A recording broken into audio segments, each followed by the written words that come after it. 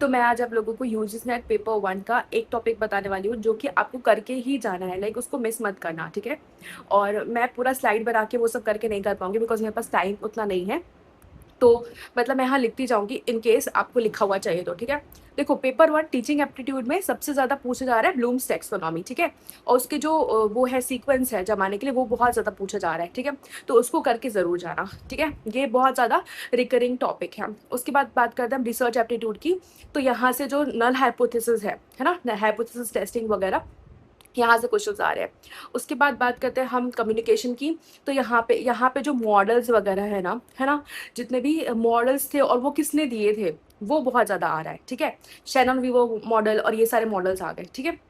उसके बाद comprehension, like हमारे उसमें तो ऐसा था कि कॉम्प्रिहेंशन में ना उसके ऑप्शंस के आंसर ही नहीं थे। I don't know why, but क्यों ऐसा किया, क्यों एनवायरनमेंट के बहुत क्वेश्चंस डाल दिए थे। और जो है उसके जो कॉम्प्रिहेंशन है उसमें उसके आंसर्स ही थे नहीं। बट लकीली क्योंकि मेरा एनवायरनमेंट काफ़ी अच्छा था तो मुझे बन गया था वो क्वेश्चंस।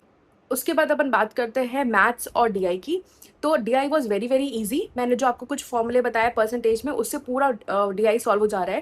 लाइक डीआई मतलब बहुत ईज़ी ही आ रहे हैं लगभग, ठीक है? जैसे कुछ परसेंटेज पे बेस्ड आ रहे हैं, है ना? रेशियो पे बेस्ड आ रहे हैं, है ना? एवरेज पे बेस्ड आ रहे हैं, तो ये क्वेश्चंस आपके ईज़िली सॉल्व हो जा रहा है। DI was is very, very easy.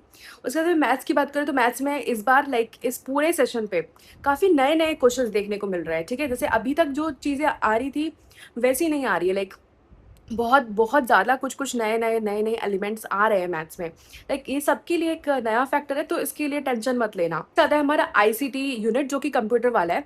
उसमें जैसे कि पिक्चर्स को क्या बोलते हैं और जो ऑडियो का क्या फॉर्मेट रहता है, जेपीईजी क्या होता है, ठीक है? इस टाइप की चीज़ें पूछा रही है, बहुत कैजुअल चीज़ें हैं। ज़्यादा क्वेश्चंस मुझे आईसीटी से देखने को उतने भी नहीं मिले थे, ठीक है? इसके बाद बात कर लेते हैं अपन एनवायरनमेंट की। तो एनवायरनमेंट से सबसे ज़्यादा क्वेश्चंस हमारे शिफ्ट में आए थे एंड बाकी पेपर्स में भी एनवायरनमेंट से काफ़ी अच्छे क्वेश्चंस आ रहे हैं और बहुत ज़्यादा क्वेश्चंस आ रहे हैं। तो एनवायरनमेंट पे एक बहुत अच्छा फोकस बना के चलना, ठीक है? जैसे लीड से क्या बीमारी होती है, तो न्यूरोलॉजिकल प्रॉब्लम्स होती हैं, ठीक है? वैसे ही काफ़ी सारी चीज़ें हैं, जैसे ब्लू बेबी सिंड्रोम होता है नाइट्रेट से। तो ऐसे काफ़ी सारी चीज़ें होती है, जैसे बहुत सारी डिजीज़ होती है, ठीक है? ब्लैक फुट डिजीज़ होती है, ठीक है? ऐसे-ऐसे बहुत सारी चीज़ें हैं, आप उसको एक बार लिस्ट बना के देख लेना। उसके बाद बात करते हैं लास्ट यूनिट की, हायर एजुकेशन। तो हायर एजुकेशन से काफ़ी टफ क्वेश्चंस आ रहे हैं।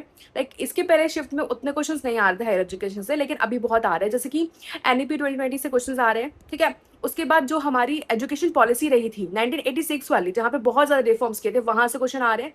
इनफैक्ट कुछ कमिटी से भी रिफॉर्म्स आ रहे हैं। जैसे कुछ कमिटीज़ ने कुछ बताया, जैसे आचार्य वाला जो कमिटी है, उन्होंने क्या रिकमेंड किया था, वो सारे क्वेश्चंस भी हमारे पेपर 1 में आ रहे हैं। तो ये जो जितने भी मैंने अभी टॉपिक्स बताया ना, ये बहुत रिकरिंग इन नेचर है। अगर आपके एग्ज़ाम्स इसके बाद हैं तो डेफ़िनिटली इसको कंसिडर करना, इसको बिना करे मत जाना। होप आपको इस वीडियो से थोड़ी-सी हेल्प मिली होगी। अगर मिली है तो लाइक ज़रूर कर देना और कमेंट करके मुझे बता देना कि आपका पेपर कैसा गया, अगर गया है तो। और अगर अभी बचा है तो आप मुझे ये बताना कि कौन-सी डेट को आपका एग्ज़ाम है और कौन-से सब्जेक्ट का। बाय।